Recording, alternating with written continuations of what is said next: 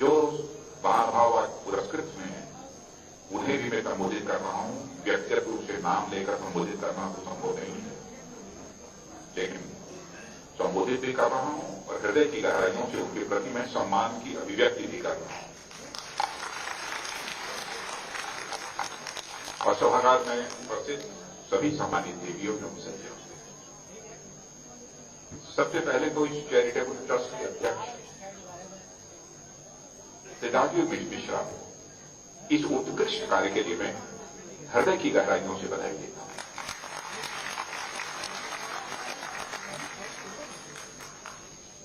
और मैं यह मानता हूं कि यह कार्यक्रम जो आयोजित है वो इस भाव से आयोजित है कि नर की सेवा ही नारायण की सेवा है।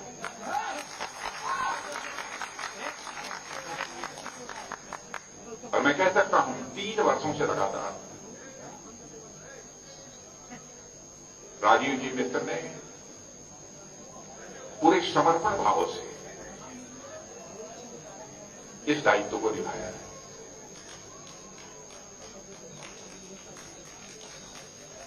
बहुत कम आयु में ही इनकी धर्मपत्नी का निधन हुआ, ममता जी का। और जब मैं नीचे बैठा हुआ था, छोटी सी बच्ची इनकी जब आकर मिली, उसका नाम क्या था? आराध्या। तब से मैं अपने आंखों के आंसू को रोक नहीं पाया।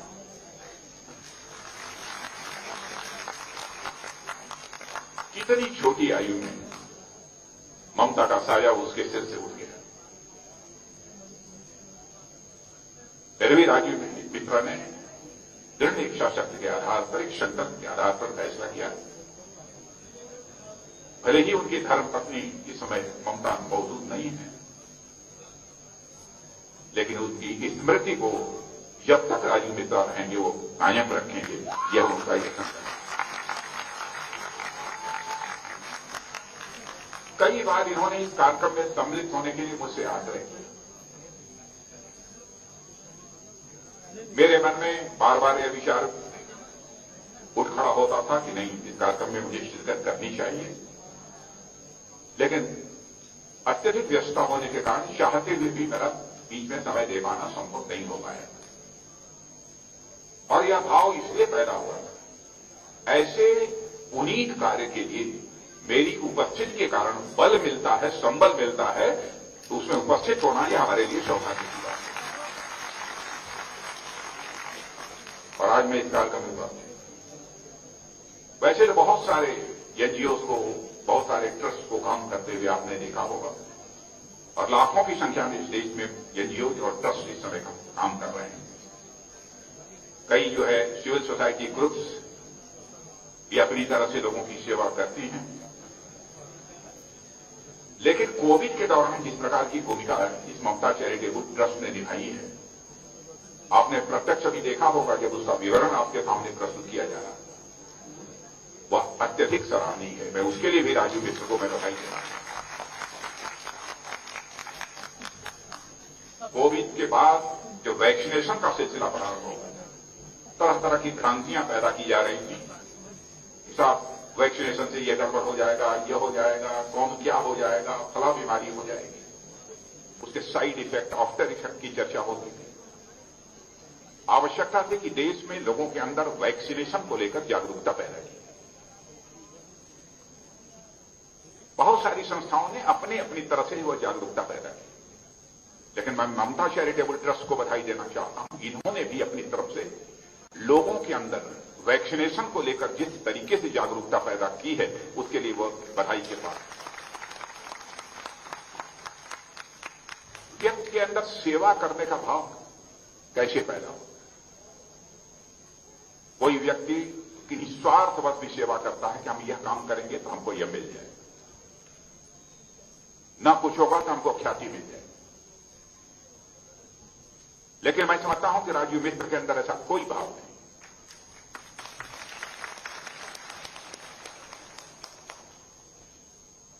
नर सेवा ही नारायण की सेवा यदि कहा गया है, क्यों कहा गया है? जिस मनुष्य का मन बड़ा होगा उसी के अंदर निस्वार्थ सेवा का भाव पैदा होगा। छोटे मन वाले व्यक्ति के अंदर यह निस्वार्थ सेवा का भाव कभी नहीं पैदा होगा। और हमारे यहां पूज्य यतेंद्रनाथ गिरि जी महाराज बैठे हैं, वो अच्छी तरह जानते हैं छोटे मन का व्यक्ति कभी आध्यात्मिक भी नहीं हो सकता, नहीं हो सकता। मेरा तो यह मानना है कि व्यक्ति का मन जितना ही बड़ा होता चला जाएगा, आध्यात्मिकता की उतनी ही ऊंचाइयों को वह हासिल करता चला जाएगा।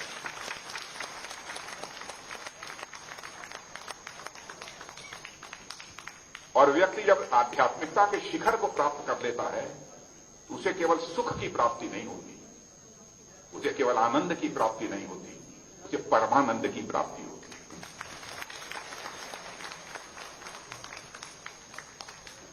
यहां मैं देख रहा हूं कि इस शिक्षण संस्था से जुड़े हुए भी कुछ लोग हैं और यहां पर सारे विद्वत जन बैठे हैं। कम से कम हाई स्कूल तक तो मैथमेटिक्स सबने पढ़ी होगी, गणित पढ़ाई होगी, पढ़े हैं ना लोग? जितने लोग पढ़े जरा ताली बजाइए तो मैं मान लूं बहुत।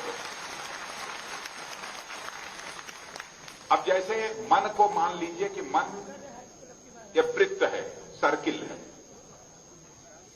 हमारा यह कहना मन यदि सर्किल है, वृत्त है, तो वृत्त की जो परिधि होती है, सर्कमफेरेंस जिसे कहते हैं, उसको बढ़ाते चले जाओ, वैसे ही तुम्हारी सुख की मात्रा, आनंद की मात्रा, परमानंद की मात्रा बढ़ती चली जाएगी।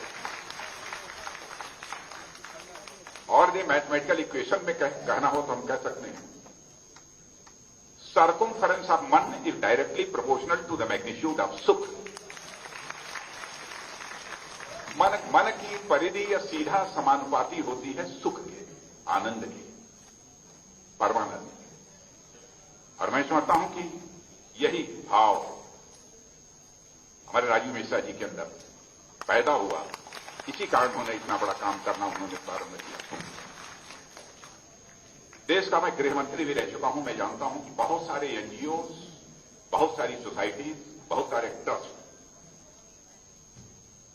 इसलिए बनाए जाते हैं ताकि वो अपना एजेंडा चला सके। दुनिया बहुत सारे विदेशी ऐसी एनजीओज हैं जो कि भारत में काम करते हैं और भारत के हितों की, राष्ट्र हितों के खिलाफ वो काम करते हैं। तो मैं गृहमंत्री था तो उस समय जब यह बात हमारे संज्ञान में आई, ये लोग विदेशों से पैसा भी लेते हैं। फॉरेन करेंसी रेगुलेशन एक्ट, इसके अंतर्गत उनका रजिस्ट्रेशन भी था। आपको जानकर खुशी भी होगी, आश्चर्य भी होगा, ऐसे लाख से अधिक एनजीओ का रजिस्ट्रेशन मैंने समाप्त कर दिया था, उनकी मान्यता ही था। आज के 3-4 साल पहले बहुत सारी एनजीओ का जो आपने नाम सुनते रहे होंगे कि बहुत इनकी प्रतिष्ठा है, बहुत ये है वो है, आज उनका नाम आपको सुनने को नहीं मिलता। और इस प्रकार की ऑर्गेनाइजेशन यदि चलाए जाने चाहिए तो सचमुच एक सेवा के भाव से चलाए जाना चाहिए। और हमारा मत तो बिल्कुल साफ था,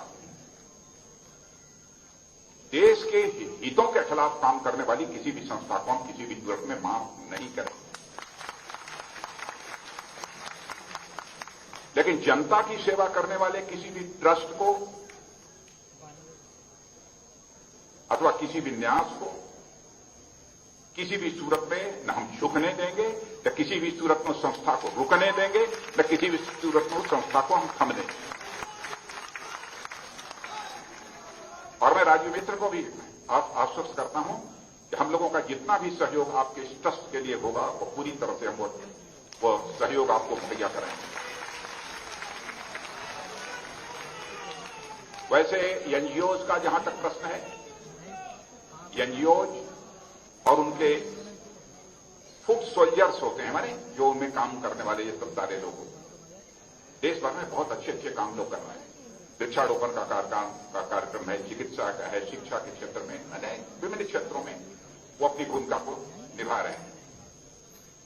और मेरा तो यह भी मानना है कि यह जो संस्थाएं होती हैं, या फिर ट्रस्ट होते हैं, या एनजीओज होते हैं, कभी कभी सरकार और जनता के बीच एक कम्युनिकेशन चैनल, संवाद के भी यह माध्यम होते हैं। कभी कभी सरकार की बातों को भी जन सामान्य तक इतना सहज और सरल तरीके से ये एनजीओ पहुंचाने में कामयाब होते हैं, क्योंकि इनके सेवा कार्यों के कारण जनता का इनके ऊपर विश्वास होता है, जनता का इनके ऊपर भरोसा होता है। इसीलिए एनजीओज ने वैक्सीनेशन को लेकर जो कैंपेन चलाया गया है लोगों के अंदर जागरूकता पैदा करने के लिए, उसमें एनजीओज ने बहुत ही महत्वपूर्ण भूमिका निभाई थी, बहुत ही महत्वपूर्ण भूमिका निभाई थी। और मैं यह मानता हूं कि इस प्रकार की जो एनजीओज हैं, उनका सभी के द्वारा सपोर्ट किया जाना चाहिए, सभी के द्वारा सपोर्ट किया जाना चाहिए। और मैं मानता हूं कि यह भी एक पुण्य का कार्य है। गांधी जी कहा करते थे, be the change you want to see in the world. यदि विश्व में आप बदलाव लाना चाहते हो, तो आप अपने अंदर भी परिवर्तन लाओ, अपने अंदर भी बदलाव लाओ। और मैं मानता हूं कि ममता चैरिटेबल ट्रस्ट इस प्रकार की भी भूमिका अपनी निभाए, हमारी अपेक्षा भी है। लोगों के अंदर कैसे बदलाव लाया जा सकता है, लोगों की सोच में कैसे परिवर्तन किया जा सकता है, इस दृष्टि से भी यह काम करें। आपने देखा, बदलाव लाने की दृष्टि से हमारे प्रधानमंत्री श्री नरेंद्र मोदी जी ने स्वच्छता का अभियान चलाया। उस स्वच्छता अभियान को लेकर मैदान में कूद पड़ने का काम किया बहुत सारे संगठनों ने, विभिन्न प्रकार के संगठनों ने, तो एनजीओज ने, ट्रस्ट ने और सिविल सोसाइटी ने भी अपनी बहुत ही महत्वपूर्ण भूमिका निभाई। और स्वच्छता अभियान आज एक कैंपेन बन चुका है, एक अभियान बन चुका है। लोगों के अंदर एक जागरूकता इसके कारण पैदा हुई। और मैं यह भी मानता हूं, भारत की संस्कृति में सेवा केवल एक क्रिया नहीं है, केवल एक वर्ब नहीं है, क्रिया नहीं है, बल्कि सेवा भारत की संस्कृति में एक विशेषण के रूप में, एक एडजेक्टिव के रूप में देखा जाता है। और यही बात इसके अंग्रेजी के शब्द, जो सर्विस अंग्रेजी का शब्द, यही बात इस अंग्रेजी के सर्विस शब्द से इसको अलग करती है। यही बात, सर्विस और सेवा दोनों नहीं हो सकती। सर्विस के बदले कुछ पाने की है, पाने के लिए दी जाती है, लेकिन सेवा के बदले कुछ पाने के लिए नहीं दी जाती है, बल्कि एक समर्पण के भाव से की जाती है। सर्विस और सेवा दोनों में मौलिक अंतर है। कभी कभी लोग कहते हैं, साहब बस किस व्यक्ति को देखकर मुझे बहुत दया आ रही है, ये हो रहा है, वो हो रहा है। ठीक है, दया आती है इस कारण भी, लेकिन कुछ लोग ऐसे होते हैं जिनके अंदर कंपैशन होता है, करुणा का भाव होता है। नहीं, ये व्यक्ति ऐसा है, इसकी हमको मदद करनी ही चाहिए, ये हमारा धर्म है, हमारा यह दायित्व है, हमारा यह कर्तव्य है। और मैं मानता हूं कि यह चैरिटेबल ट्रस्ट उसी भाव से अपनी जिम्मेदारी को निभा रहा है। और यह भी मैं कहना चाहूंगा, कभी कभी जो समाज की सेवा करने के वाले लोग होते हैं ना, वो मानते हैं हम इतनी समाज की सेवा कर रहे हैं, हम बहुत बड़ा काम कर रहे हैं, तो सामान्यतः अपने को हायर पेडेस्टल पर रखते हैं, जब स्वतः अन्य लोगों से अपने को ऊंचा रखते हैं। नेवर, नहीं होना चाहिए। कंपैशन यदि करुणा है तो उसमें हायर पेडेस्टल पर कोई नहीं खड़ा होता। और सचमुच ममता चैरिटेबल ट्रस्ट के प्रति हमारा जो कुछ भी मैंने देखा है प्रत्यक्ष रूप से, उसके पहले भी हमारी बातचीत होती रही है, वो अद्भुत है। मैं अपने प्रधानमंत्री के रूप में कहना चाहूं, कोई छोटी बात नहीं थी। शपथ लेने के बाद हम और वो खड़े थे, तो प्रेस वाले पूछा गए और उन्होंने कहा